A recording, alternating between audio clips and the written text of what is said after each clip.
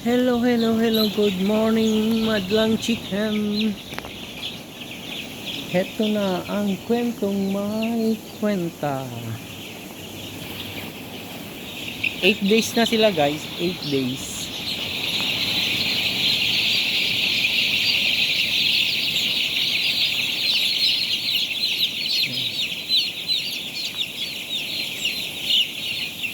Hindi pa nakabukas dyan sa likod kasi naulan-ulan na dito.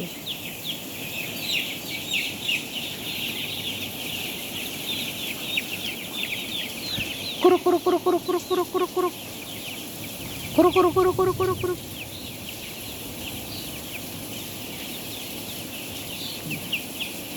Ito yung inuman nila guys.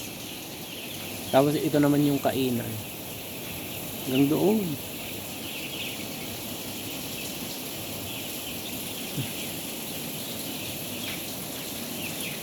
Broiler chicken 45 days pero hanggang ano lang po, pinakamatagal na yung 35 or 36 days. Bihira lang yung 36 days, kadalasan ni 34 35 ganun.